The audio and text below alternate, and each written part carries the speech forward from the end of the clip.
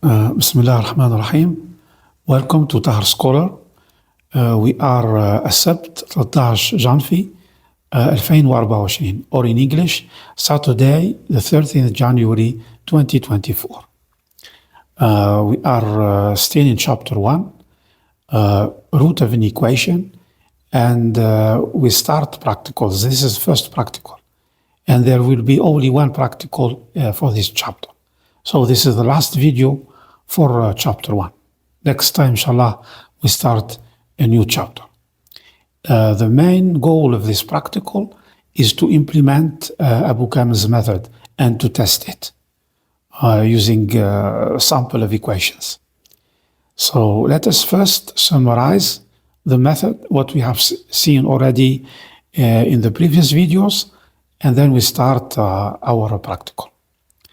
So the method consists to solve, or the goal of the method is to solve the equation fx equals 0 under the condition that x is between a and b. And graphically, it is the intersection of the curve of f with the x-axis. That is this point. This is the root, the exact root, the unknown. And the Abou-Kamel's method consists to draw a chord joining the images of the endpoints of the current interval. So we start with the first interval, AB, which is given. We join the images, and we get the first force point. Then we continue. It is an iterative process. The second chord, the second point, the second force point. The third chord, the third force point. The images are always carried by the curve of f, and they get close to 0. And there are 3 rules to control this iterative process. The formula of XR, the approximate relative error, which measures the error between the current force point and the previous force point. It measures the progress of the force points towards the exact solution. And the third rule is the rule of the signs. The sign of FL and the sign of FR decides which interval we choose for the next iteration, at the left or at the right. Here, it is always at the right. We start with the first, the second, the third. We are always at the right of the force point. We have explained that in details in 5 lectures in about 5 hours. The first lecture, we detailed the problem and we explained in detail the problem and the method. And then in the second lecture, using a calculator, we applied the method. We used a table for that. And each row of the table represent a chord, represent an iteration. And we applied that on a concrete equation. And in lecture 3, and we repeated that actually in tutorials. We have 3 exercises, 3 tutorials, each tutorial for an exercise. And each time we applied this table. So we applied this table several times. When you don't have access to a computer, in an exam, for example, you can use this approach with a calculator. It's very easy, very simple. And in lecture 3, we discussed how to implement the method in a form of an algorithm. And we explained that in the first part of the lecture, what is an algorithm? An algorithm is a flow of instructions and how to control it using a loop or conditional branching. And in the second part of the lecture, we detail the algorithm that we will revise in this practical, and we implement it using Octave. In the 4th lecture, we have seen, we made an analysis to the method, what is the pros and cons briefly, and then in the second part, we studied edge cases. One case among these edge cases is when the method gets very slow. The false point moves very slowly to the exact root. And in this lecture, we have presented a simple modification, but has a drastic improvement on the method called the Snyder's modification or Illinois modification at the University of Illinois in 1950. We will see that also here in this practical. And the final lecture, we discussed briefly, of course, different methods in two categories, bracketing and open methods. So you can, of course, check if you have not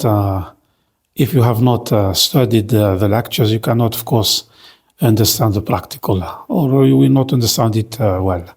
I highly recommend to study all the lectures, of course, particularly lecture 3 and lecture 4.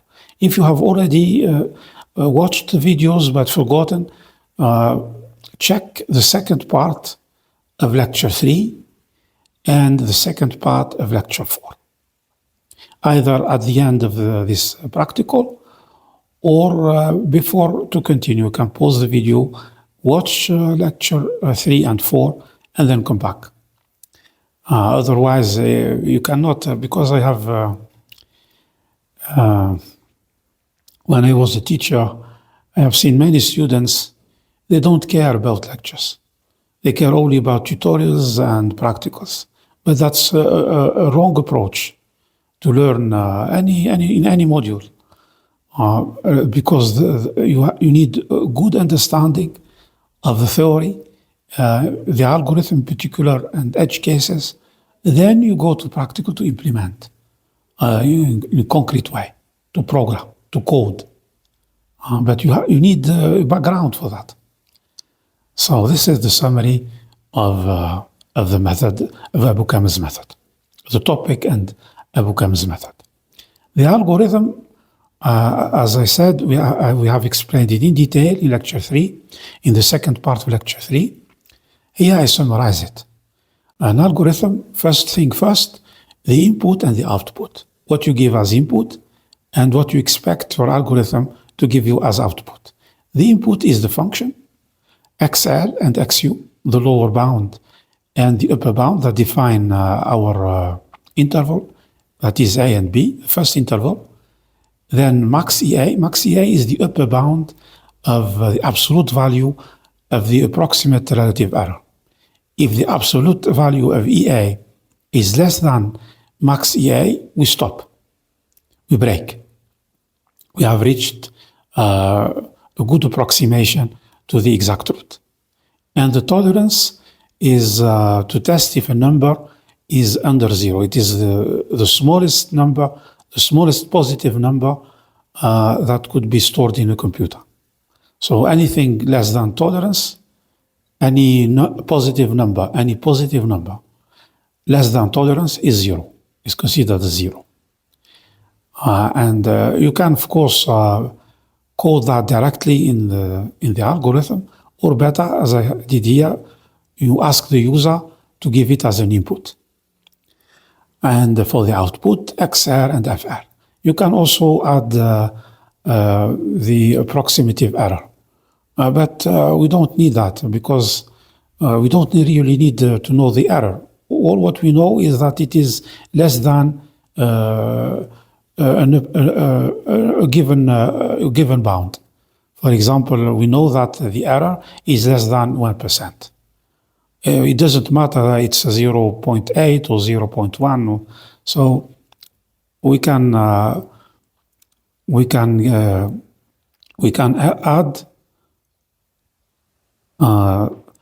the approximate relative error, but it is not really useful.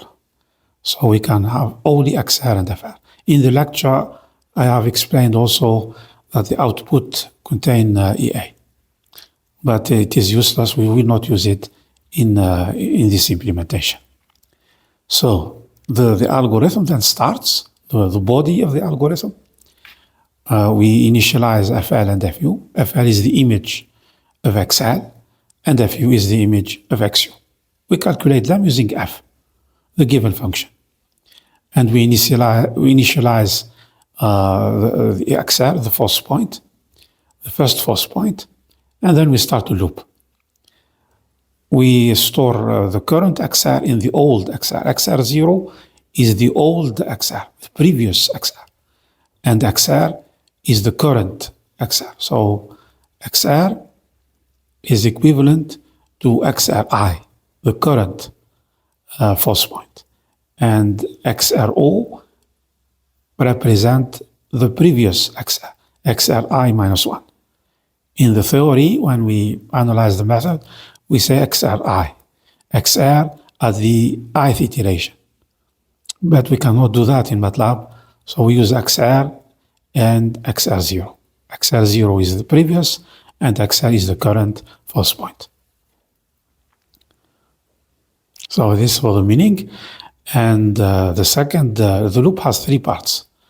So we start with XR and the previous false point. Then we calculate the current XR using the formula of Abou-Kamel, and then image using F.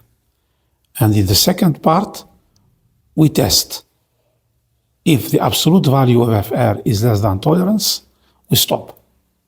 Then the second test, if this is not true, we test the second. The absolute value of the approximate relative error, if it is less than the upper bound, we stop. Yeah, it is useless to continue with calculating XR, next XR, because there will be no progress in the next iteration. The next false point is very, very, very close to the current point. So it is useless to continue. So we have 2 break conditions. And the third part, we test the sign of FL and FR. If they are different, have different signs, it is at the left. Otherwise, it is at the right.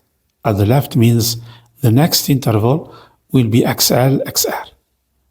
The upper bound will change, but the lower bound will not. The upper bound will become XR. And at the right, the lower bound will be XR, and the upper bound will not change.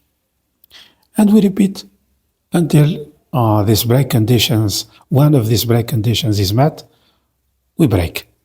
We have a solution that can be considered close enough to the exact root. So this is the algorithm. It's very simple. Let us go to our computer setting and see the code, and we test it. So this is our setting. This is Octave. This is our function. We called it Sol equation AK. AK means Abou-Kamel. Sol equation, solve the equation using Abou-Kamel method. Sol EQ AK. The same name for the files. And you have here the input, F, XL, XU, max EA, and tolerance, and the output XR and FR. As I have said, I have not included the error, the approximate relative error, because it is useless. So let's read the comment. Find the root of an equation using Abou-Kamel's method. This is the first version. We will see a second version and also the Snyder modification. So there will be 3 versions. Tahar Scholar channel, module numerical methods as a first course. Chapter 1, the root of an equation, implemented by Tahar Jawad. I have implemented it many years ago when I was teaching in the University of Mardas, April 2015, and revised it a year later. I teach the module in the second semester. And the input, F, XL, XU, max EA, and tolerance, and their meaning. It's always useful and nice to explain your input and output in the comment. Because after several weeks or months, you will forget.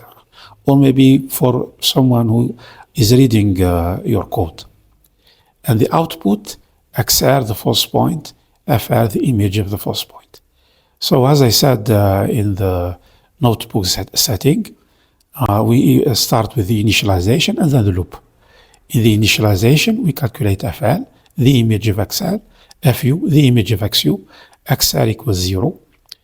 We have to do that because otherwise, when we start the first iteration, if XR is not known, we get XRO random value in a random value, which is a bug, which will be a bug. So we have to first initialize so that the previous point, the value of the previous false point is 0, because there is no previous value actually at the first iteration. That's why this is important. And then we start. We put the current value of the false point in XRO, and then we calculate XR using the formula of Abou-Kamel that we have seen in lectures, in the first lecture, and then the image of FR using F is the image of XR. Then the break condition, the absolute value of FR, if it is less than tolerance, means FR is very close to 0, we break. This is what we are looking for. We are looking for the solution. The image of X should be equal to 0, close to 0. So if we met this, if this condition is satisfied, we break. The second condition, we test, before to calculate the error, we test if XR is not 0, is greater than tolerance, because it will be in the denominator. If it is 0, this term will be infinite. The fraction will be infinite. So we calculate the formula. If it is defined when XR is different from 0. So after the check, we calculate EA, the formula VA, the current, the value of the current false point minus the value of the previous false point divided by the current false point, multiplied by 100 to get it in percentage. And then we check if it is less than the upper bound that we have given as input. If it is the case, we break. So we have two break conditions. And the first iteration, of course, if we put here 0, XRO is 0, you get EA 100%. So it's impossible in the first iteration to break, to satisfy the condition, less than max EA. So in the first iteration, EA is always 100%. Then we check the interval at the left or at the right, the next interval. If the signs are different, the upper bound will change, it's at the left, so we assign XR to XU. And same for the images. Otherwise, we are at the right, so the lower bound will change. The lower endpoint will change. XL become XR, and same for the image. And we repeat. We put the current in the current value of the false point in XRO. We calculate the new value of XR, and so on. So it's very simple, very easy to understand. Very simple algorithm. Now let us test it. We need a script. I called it proj-sol equation, project related to sol equation, first version. We will see a second and the third version of this script. So let us first read the comment, a sample of nonlinear equations to solve by Abou-Kamel's method, first version. The sample of equations are the equations we have seen in the first, in the second lecture when we applied the method, and in the tutorials. All the equations in the tutorials are here, except exercise number 3, the fall of the parachutist. So you can, of course, add any equation you want to these equations. Then Tahar Scholar channel, module numerical methods, and chapter 1, the root of an equation. By Tahar Jawad, I have written it in 2021. I have written actually before that, but this is the current version that I have written in 2021. I use that actually to prepare exercises and exams for students. So what we do, how we choose the equation and the interval. We use the switch case. If you remember in lecture 3, when we talked about algorithms, we talked about conditional branching. And we said that there are two techniques or two methods in MATLAB and in many languages. We use if-else when we have two cases. If it is true, first case. Otherwise, second case, if-else. But when you have several cases, you switch. So the grammar of switch, you should give here not a Boolean expression. You should give an expression that returns an integer or character or string. MATLAB accept also string. In C and C++, it must be only an integer or character. So here, the expression, you give any expression of any kind. You give it to switch, it must returns an integer, a character, or a string. And then you have case and the label. If the expression you give, the number you give, the character you give, the string you give, here in our case it's an integer. If that integer is equal 1, then it is case 1. I execute all the instruction in case 1. All the instruction in case 1. Otherwise I check case 2, then case 3, and all the cases. I can include as many cases as I want. Otherwise, if the given input is not in these cases, I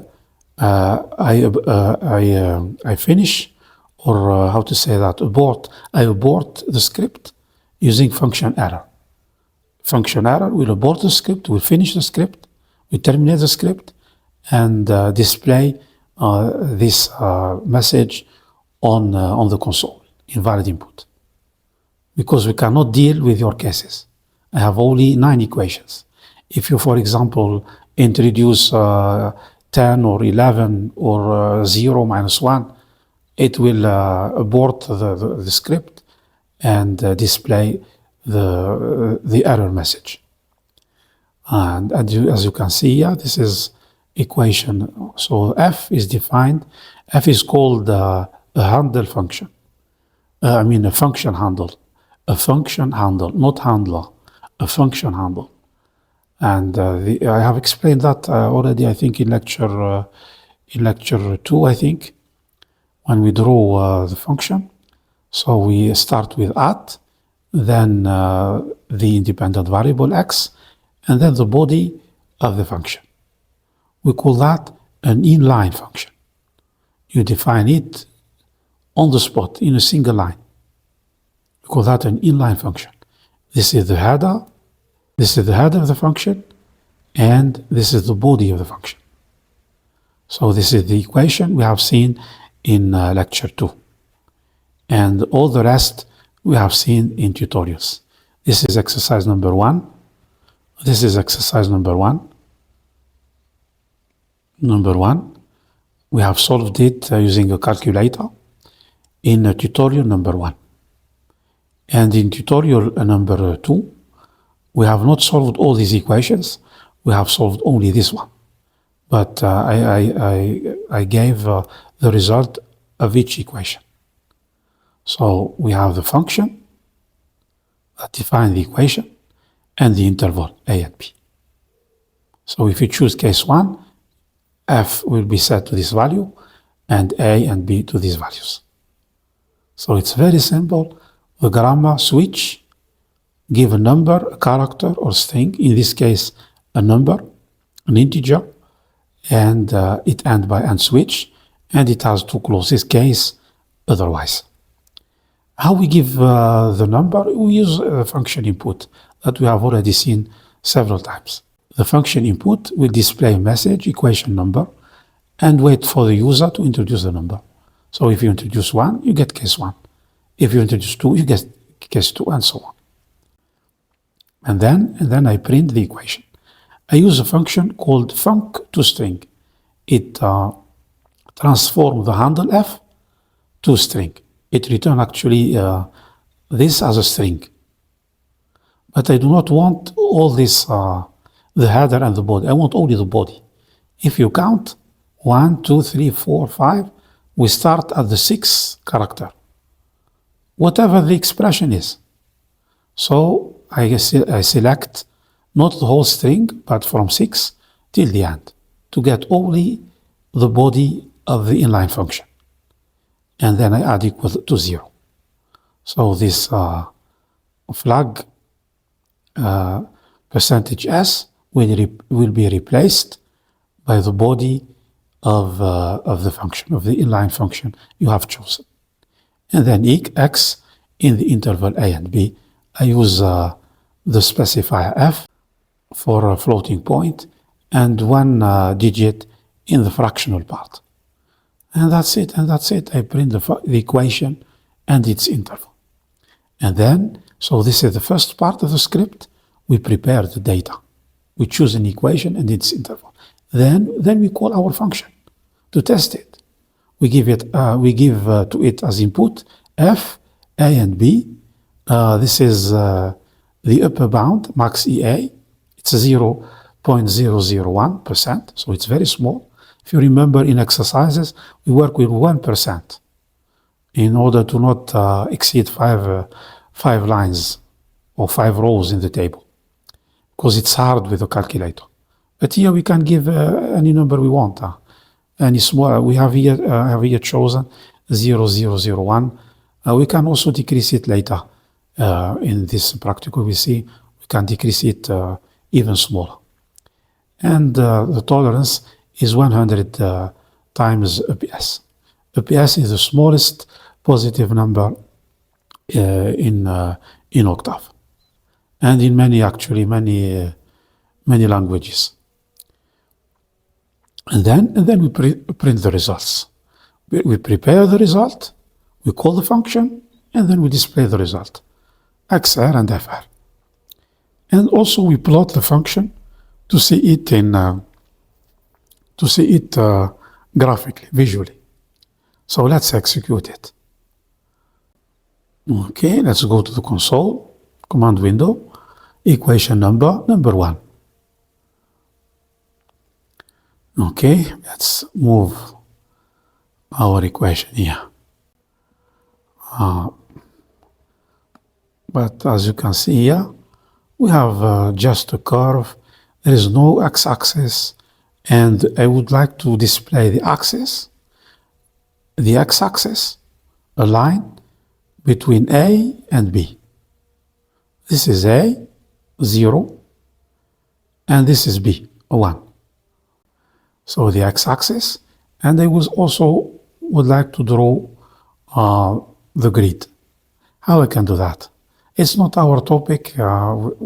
We want to focus on Abou-Kamel's method, but it's nice to know how to do that. In few lines, very simple. So let's go back to the editor. So we copy paste, clear figure. Okay. Hold on, fplot, plot, grid on, hold off. We need hold on and hold off when we want to draw several plots, because each plot will erase by default, will erase the previous plot. So if we omit to use hold on,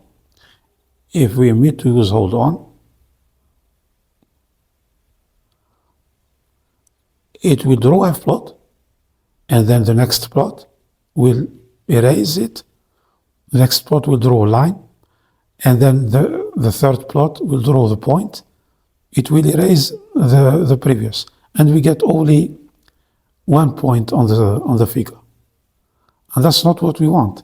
So we use hold on and hold off. That's the idea behind it. So CTRL-Z, okay. Fplot to draw the function. We have already seen that, I think, in lecture 2. F mean function, plot the function. You give the function and the interval AB. Then plot. Plot will draw any sequence of points. You give first the x coordinates and then the y coordinates of the points. So here we want a line between 2 points. The first point has as x coordinate A and as y coordinate 0.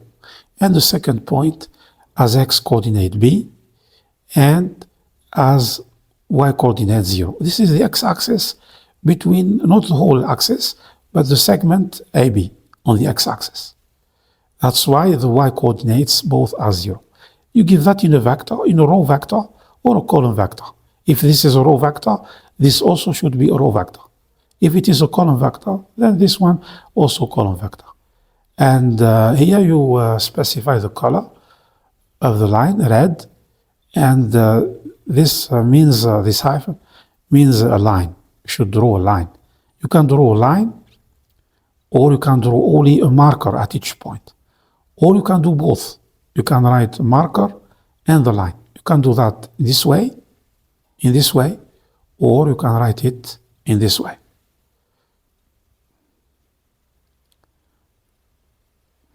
Plot.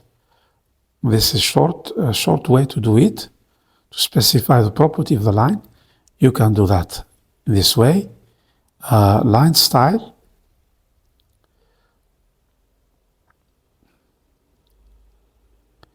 And you specify that it is a hyphen. There are several options that this will draw a line, a normal line. So the property name and its value, they go by pair. The property name and its value. So the first property of our line style, and then the color. Then the color is the second property. Its name is color, and you can specify the color by a letter. Like A means red, G means green, B means blue, and so on. Or you can specify it using 3 numbers. The first number is for the red, then the second for the green, then the third for the blue. RGB.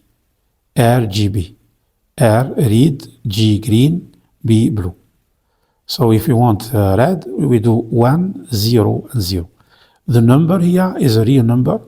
It must be between 0 and 1. 1 is the maximum intensity of the color, and 0 is 0 intensity. So if you want red, you do that. If you want blue, you do this. Green, you do this. And if you want blue, you do that. Or you can mix, of course, the 3 colors. So for our case red, it's 1, 0, 0. Plotting this way or this are equivalent. So let's comment this. This is, of course, shorter is to use red and hyphen, but are equivalent. For the second, we want a different color. We do not want red or blue or green. We want a different color. So I use the property marker. O, I want to display the point in the form of O and its color. A mixture between red, green, and blue, and I emphasize the green. So half intensity. And then that's it. Let's draw it. Let's say first and draw our curve. Question number 1. Let's see our curve. And as you can see, this is the curve of F. This is the line between A and B, the x-axis. And this is the point XR. It's the intersection of the curve with the x-axis. The false point that is very close to the root, and as you can see visually, it is indeed the intersection. If you draw XR and it's not here, the intersection of the curve and the x-axis, you have made a mistake, of course. So you can check it visually here. Another thing I want to change, I want just, this is called the legend. I want to draw only the legend of the curve. I don't want that. How we do that? There is a function called legend. So let's go back to the editor, and after drawing the curve, just after, before the other plots, you type legend. Okay, it works also with properties. There is one property called update, auto-update, auto-update, I beg your pardon, update. Yes, auto-update, and you turn it off. You turn it on or off. Here we want it off. So I want the legend only for the first plot, whatever the plot is, and for the others, I don't know, I want a legend. So save it and draw it again. Equation number 1. Let's see it again. And as you can see, the legend only of our curve. So let's come back to the code. I summarize. We prepare the data by choosing the equation, the function, and the interval. I print it using function to string, func to string, to display the handle of the function handle, and then I call the equation, get XR and FR, display them textually and graphically. For plotting, I hope later I will dedicate a whole practical to plotting utilities. But here it's very simple. Use fplot and plot. Fplot for the function and plot for points, for a sequence of points. Here we have a sequence of 2 points, and here we have only one single point. And you should know how to use color, marker, and line style. Very simple. Directly here, short way, or use the property, the name property, and its value. You can of course check the help. You go to the menu, documentation on disk, and you check the line the property. There are several properties for the line. So here we use the style, the marker, and the color. And always when you have several plotting, put them between hold on and hold off. To turn the grid on, use grid on. To turn it off, grid off. And that's it. Yes, legend, to avoid, because the default behavior, Octave will draw a legend for each plot. So make sure auto-update is off for the rest of plotting. And that's it for our script. Let's move on to the second version of solid equation with Abou-Kamel. We will modify the function to make it more informative and more ergonomic, easier to use. You will see that. So this is the second version of our function. We will do 2 modifications. The first one is we print the main variable of at each iteration, or of each iteration. So we print XL, FL, XU, FU, XR, FR, and EA, the error, using the format F, a floating point. But we also print the number of the iteration, I. I initialized I to 0, and when we get here this instruction, it becomes 1. Plus plus means increment our variable before to send it to print. This is called the prefix operator, plus plus, before the variable. When it is before the variable, it increments the variable, and then it sends it to the function. when it is after the variable, when you write like that, plus plus, it will send the variable first, and then it will increment. But that's not what we want. We want to increment it first to become 1. I become 1 for the first iteration, and then the next iteration it becomes 2, and so on. We increment first, and then we print. We use, of course, the specifier I for integer. So the only variable here that it is integer is the number of the iteration. All the rest are floating points. I have chosen here 5 digits as in the fractional part. And I added a flag here, a Boolean flag. When it is true, we print. When it is not, we do not print, like in the first version. So this flag will be set by the user in the header. So we change the header of the function. We add it as an input, as a parameter to the function. It comes just after the main input f, xl, and xu, and before the two numbers that control the break conditions. So that's it. Very simple. We do not change the algorithm. We just make our function more informative. It gives us information, what's happening at each iteration. Like actually the tables. When I work with the table in exercises, I actually test first with Octave using this code, and then I use a calculator. And to do that, I have to get information, what's happening at each iteration.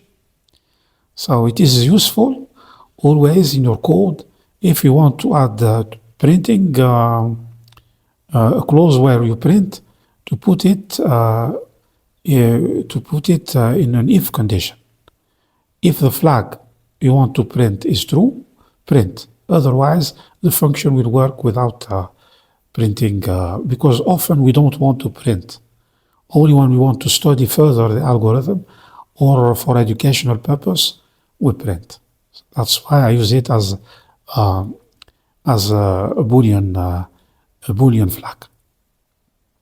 Let's save it. We have modified anything here? Yes. We have modified I, and then plus. So this comes actually from C++. I am not sure if it is compatible with MATLAB, but in Octave it works. It's very nice. It's very useful. You can do, of course, if it does not work, you can do that. I equal I plus 1. And that's it. But it is very useful, and this comes from C++. It's well known in C++.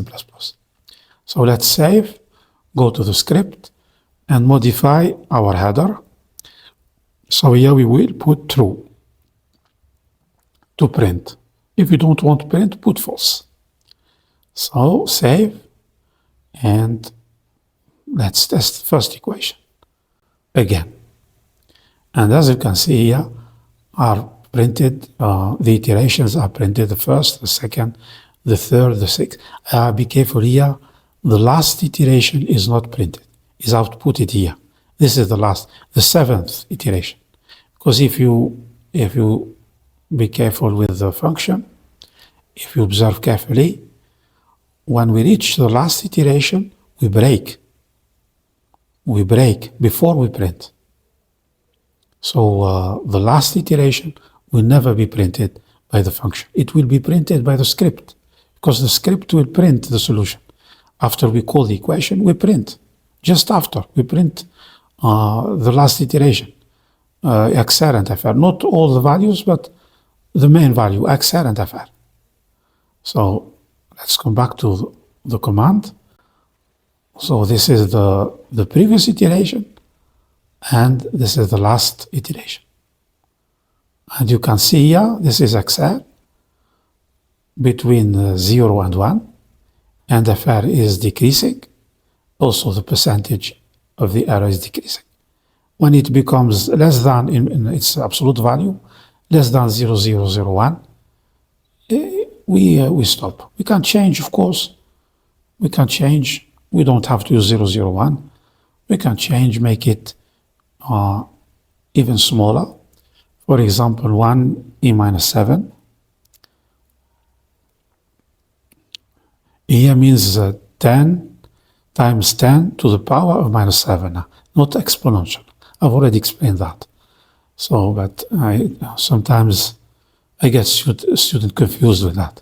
E means 10, it's equivalent to times 10 to the power of minus 7. But it's shorter, we write just E. Okay. And let's test it again. Here we should get more iterations. Yeah, we have 10 iterations to reach an error that is very, very small.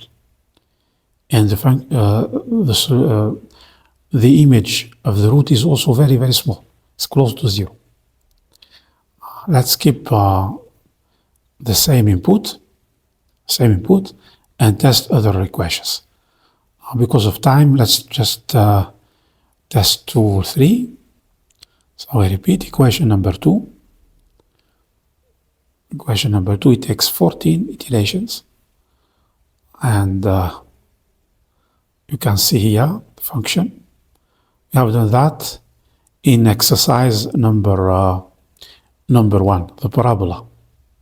It takes 14 iterations to reach a good precision.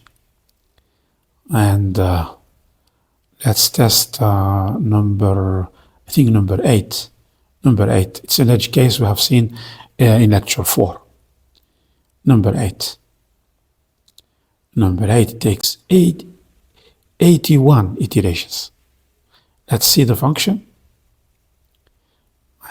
Because of the curvature, it's very, very slow here. And then it increases abruptly here. And that's why the method is very slow. We will see with Snyder's modification, the algorithm becomes very fast. But you have here 81 iterations. And the solution is 1. This is the solution. It catches it after 81 iterations. And this is the first modification. The second modification, we are still with the Abou-Kamel's method. We will not change the algorithm. We just change the function. It could happen that the user doesn't want to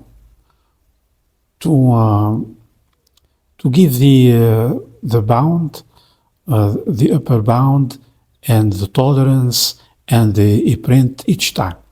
You just want to do that like that. F, A, and B. And have the default values. The other arguments have default values. How we can do that? Let's say how we can do that. We can write these values here, these 3 values. We can write them directly inside the function, the parameters. So we assign a default value to the parameter I print to be false. The default behavior is not to print. Okay. And max EA, we have seen the default is 0, let's say 1e minus 7. We get better results. And tolerance, the default is 100 times APS. Here also again, I am not sure if MATLAB is compatible with MATLAB, because I used to use MATLAB many years ago. It doesn't work. Default values doesn't. It works in C++ and C, but in Octave, in MATLAB, I mean, I'm not sure about that. But in Octave, you can assign default values to your parameters, so that the user in the script can omit to set them. He does not to use a long header. He has not to to write a long header, just F, A, and B, and the default values. If you want to change, for example, to print, it will write true. So I print will be true because you have assigned it as an argument here. If you omit it, it will be false because the default value here is false. That's the idea. We call that default values of the parameters. So here we want to print, we want more information because we are learning the method. We put true. And we keep these values by default. So it will implicitly, the function will implicitly set the arguments with these values that we have assigned to the parameters in the function header. Okay. Save it and test it. It's the same function, we just change the header. So let's try number 5, for example. Number 5, it takes 62 iterations. And let's see the function. And this is our function. Yeah. This is the root, the false point actually, but it is very close to the root. And it is the intersection with the curve of the curve with the x-axis. And that's it. Let's move now to the next section and see how we can modify this time the algorithm, not just making it more informative and more ergonomic. Ergonomic means easier to use, using default values.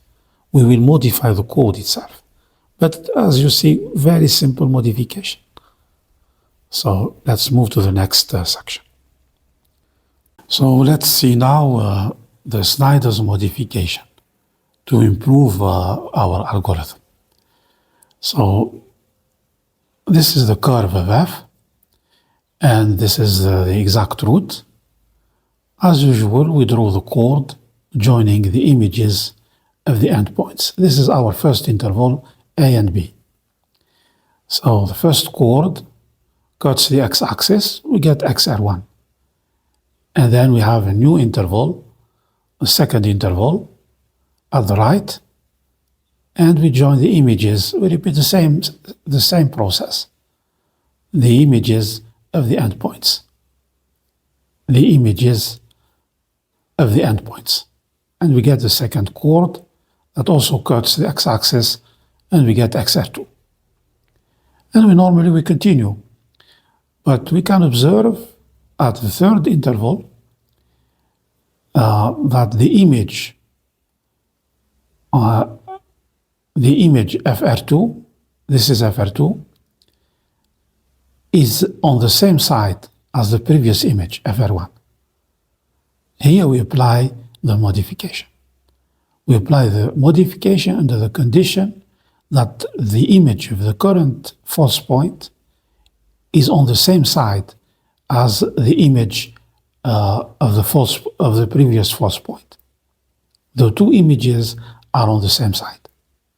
Then instead of joining the chord between the images of the endpoints of our new interval, like I have did here, instead of that, we have the image of the other endpoints. This endpoints has changed. It was here, it became here, has changed. While this one didn't. So, or hasn't. So we have its image and it becomes here. And then we join the chord. We don't join the chord of the original images, but of the new image and FR, as you can see here. And this improves, as you can see visually, FR that should be here is now here, is closer to the root. This is the idea. But we can express it also, the condition,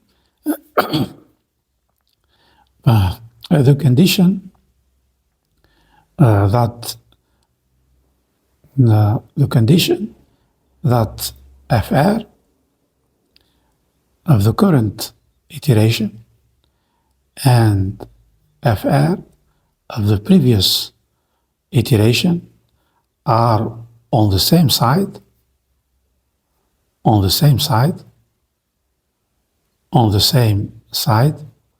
of the curve of f. This can be, because this is difficult to implement in an algorithm. We can rewrite it in another way, in another fashion, using the intervals. We observe that the interval number 2 is at the right, and the next interval, before we calculate the false point, the next interval is also at the right. So the current and the next interval are on the same side. If this is the case, then we apply the modification. So you can say if the current interval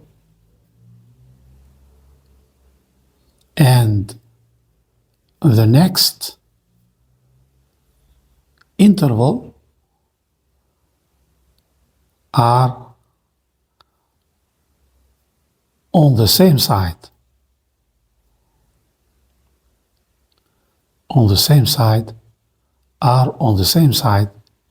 then we apply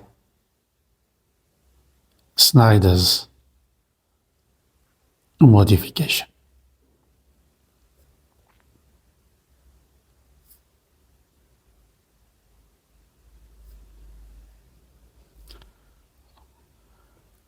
And the modification, as I have written here, we have the image of the endpoint, that does not change. There is two endpoints. When you take the interval at the next interval at the right, the upper bound will not change. The upper endpoint will not change, but the lower endpoint will change. We modify the image of the upper endpoint, because when we have the case at the left, it's the opposite. It's the lower endpoint, the image of the lower endpoint that will be halved. Halved means we divide it by 2.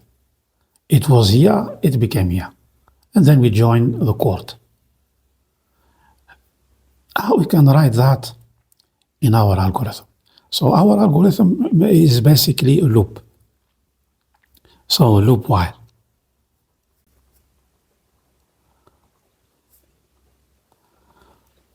We set XR, FR, and then we check the break conditions. So the same code as the Abou-Kamel method. And then when we reach the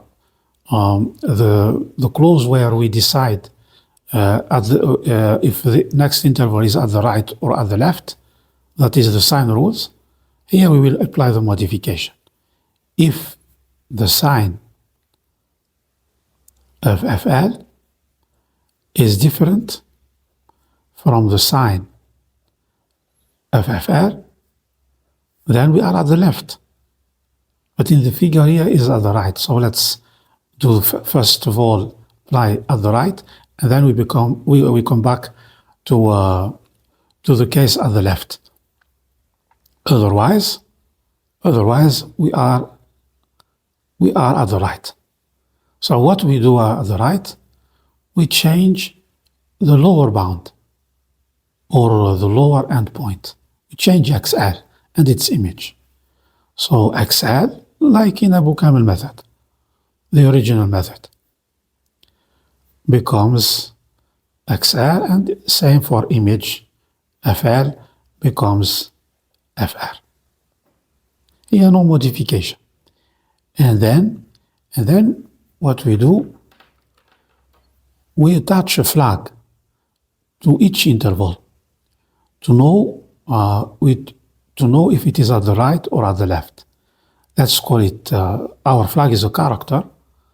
Let's call it side. And here it is equal to the right. In the next interval, we get also side equal at the right, because they are on the same side. Here we apply the rule. And when we start the loop, this is not at the right or at the left, because XR is not yet created, is not yet determined. So let's say at the beginning, before we enter the loop, the initialization of the side, any character, let's choose the side equal null, equal 0, null character. We call that null character. It's not the 0 character. That's why we use anti-slash. Means here the value of side is equal 0, byte 0. Is not the character 0. It's important, because the character 0 has, I think, 48. Its byte is 48. Each character is associated to an integer. So if you write without anti-slash, like this, without anti-slash, it's 48. Your side is equal 48. It's not a big deal. Actually, you can put any character. You can put n, null character. But it's better to use a null character when you initialize a character. So let's write it here. Null character.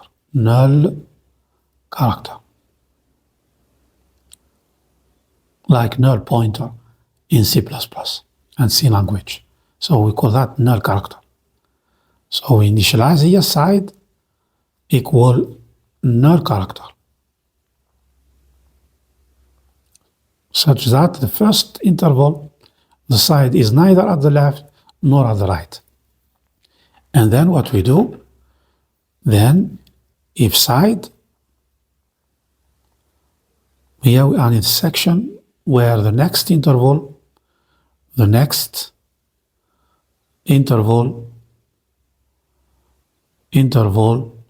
is at the right.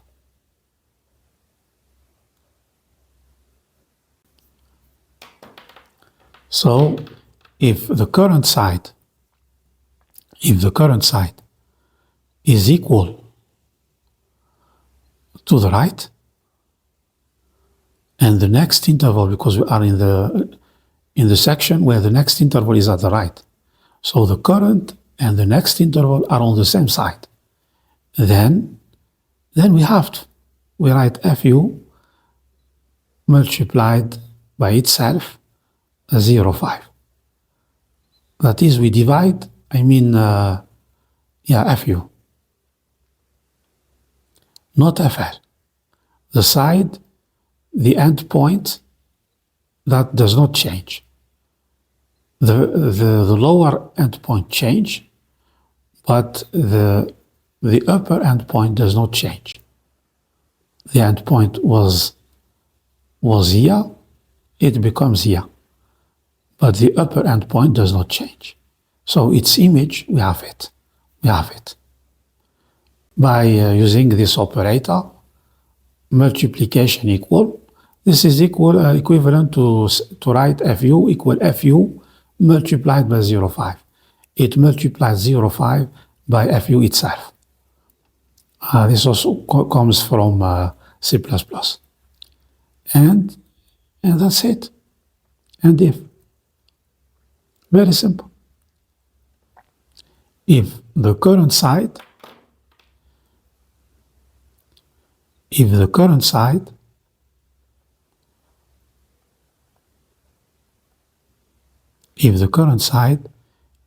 at the right, and the next interval, the current interval, not side, I beg your pardon. The current interval, if the current interval is at the right, and the next interval is also at the right, then we apply the modification. And same and if. This is the loop while and while. And same for the left side. So here the upper endpoint will change. That is XU become XL and FU will sign also FL, like Abou-Kamel method, the original method. And then we apply under the condition that the current interval, which has a flag, we store where the interval is at the left or at the right in this flag. So the current value of side, which represents the current interval, when it is at the left, so side is either L, left, or R. At the start, it is an null character, but then in the loop, it will oscillate between L and R.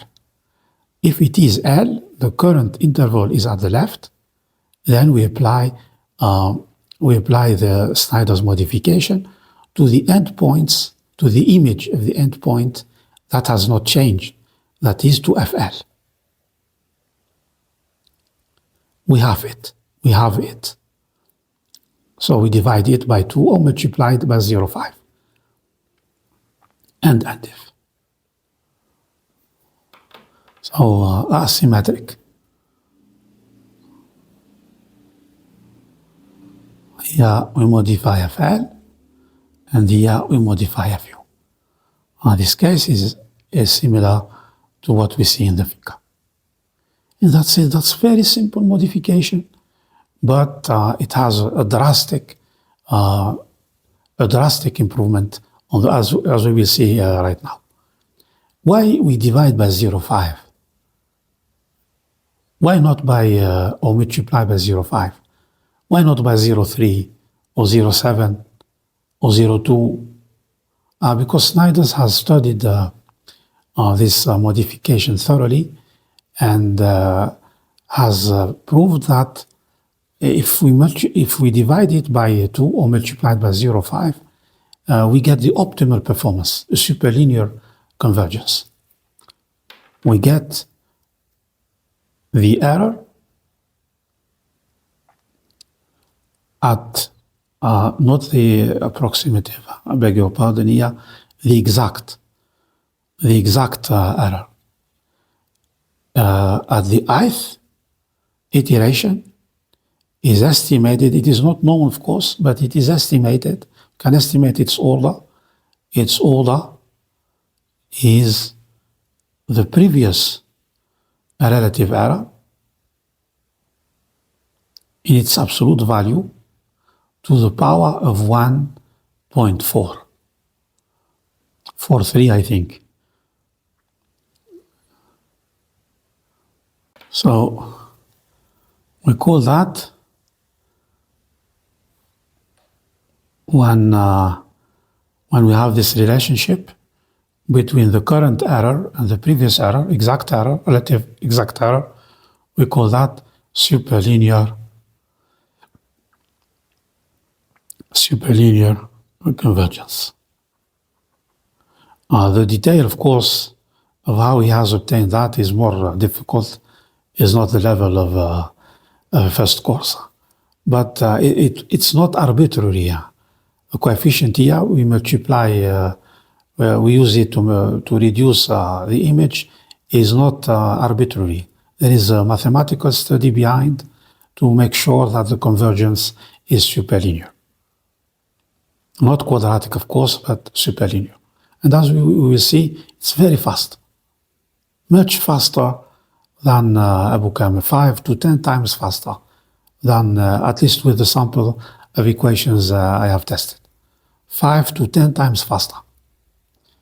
Okay, so this is our algorithm.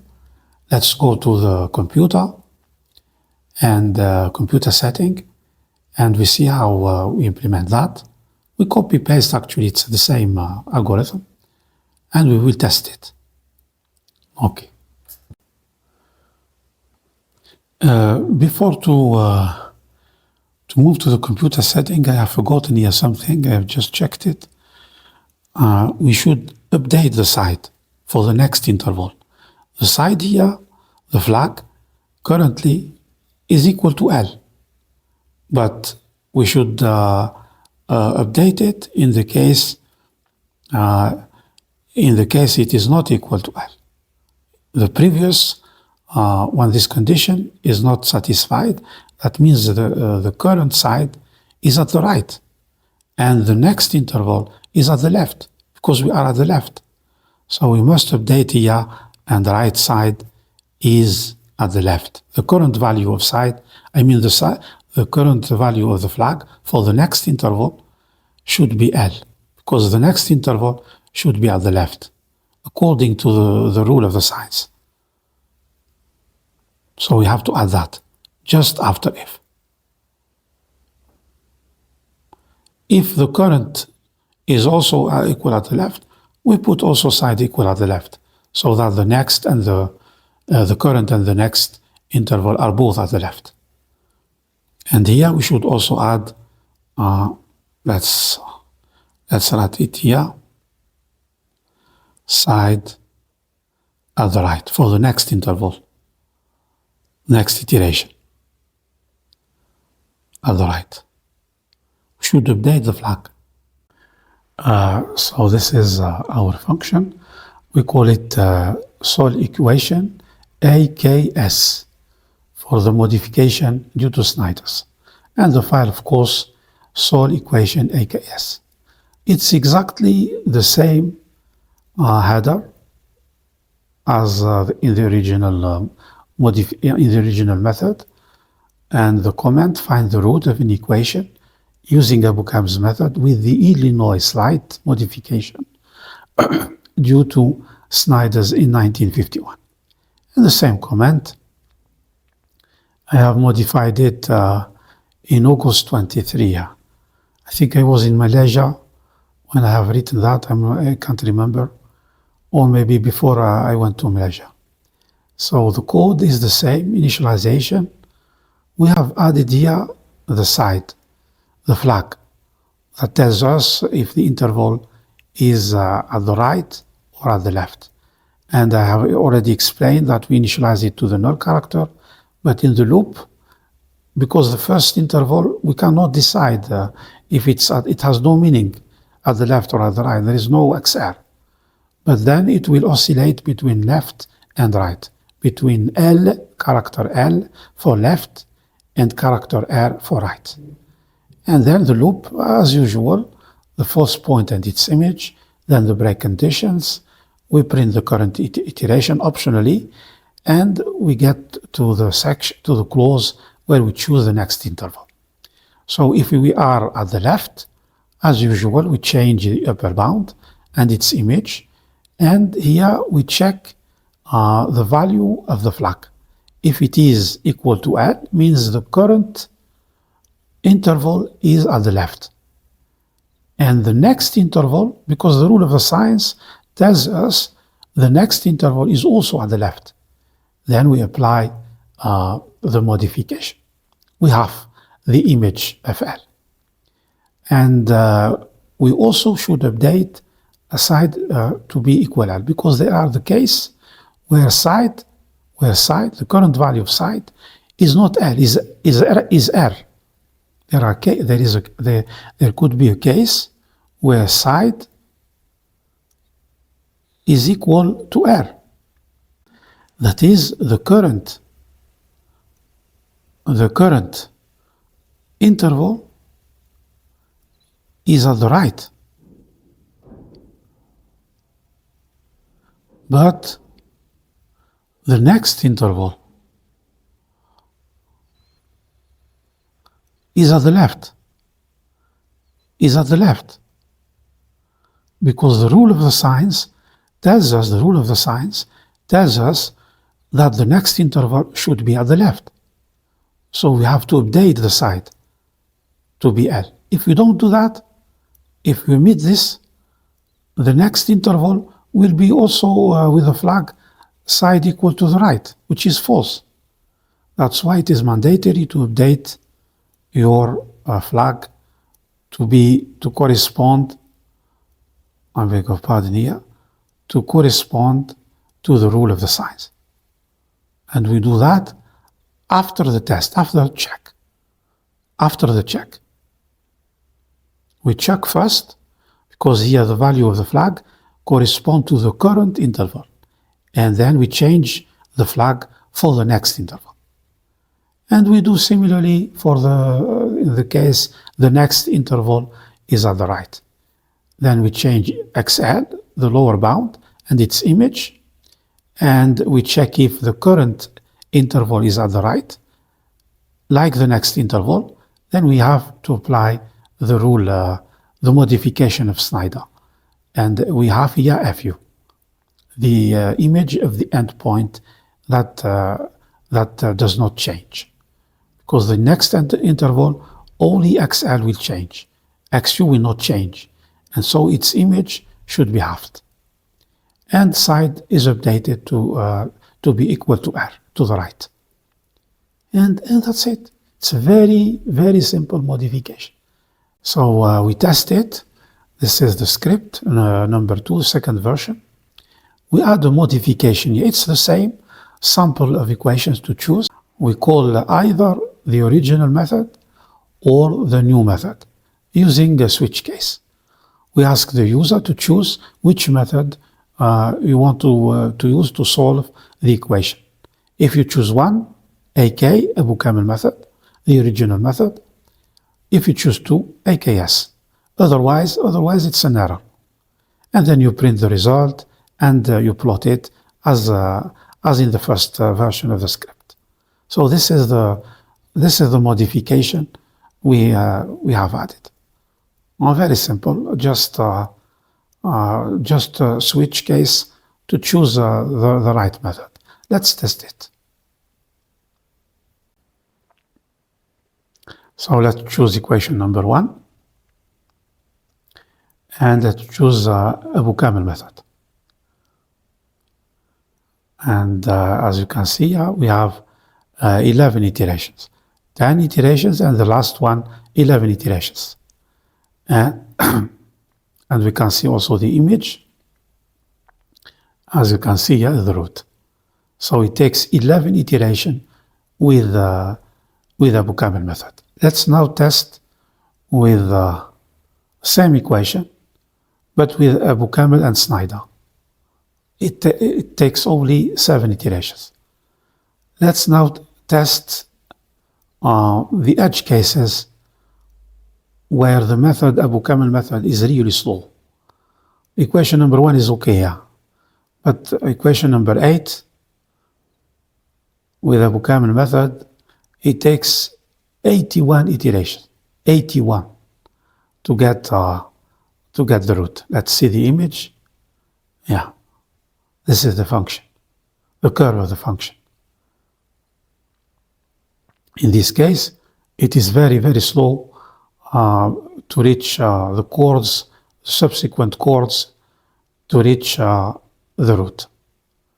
So let's try with AKS. The same equation, but the second method. It takes only 13 iterations. From 81 till 13. That's about 6-7 times faster. Let's test another equation that is also takes a lot of iterations with Abou-Kamel method. I think, number 7. With Abou-Kamel method, it takes 113 iterations. Let's see the image. Yeah, there's an inflection point here, not at the root, somewhere here. It's very slow to get, with Abou-Kamel method, the original method, to get the root from the interval -1, 3. So let's repeat the same equation, the same interval, but with AKS. It takes only 10 iterations. That's 11 times or 12 times faster than the original method. So drastic improvement. Let's also test the edge case where the root is equal 0, Question number 9. With Abou-Kamel method, it takes 34 iterations. Here it's the case where the root is 0. Here the second break condition doesn't work.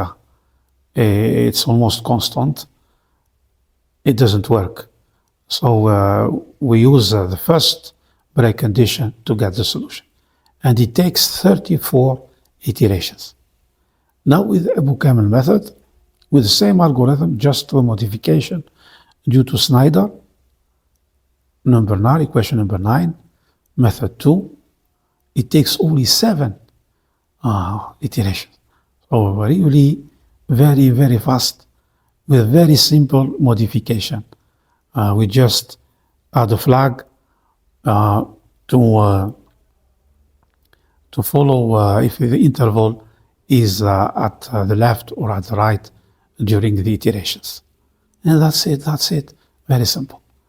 To finish this practical, let's compare this method, AKS, with a built-in function, the built-in function called F0, that use actually an algorithm more complex, developed I think in the 70s or 60s. I can't remember exactly the detail now, but it's a more complex algorithm. But as you can see, actually AKS, at least with our sample of equations, is very slightly better than F0. Albeit the algorithm is very simple. Let's test it. Let's go to, we don't, of course, here write a new function. It's a built-in function. We change that. We change that part of solving the equation. So I have already done that in version 3. So let's close this. Version 3. I added the label 3, case 3. In case 3, we use F0. This is the format, how to use it. You call the function, the first argument is F, and then you give an interval, not A, comma B, but an interval. You should give that as an interval. So inside brackets, a vector with 2 elements, A and B.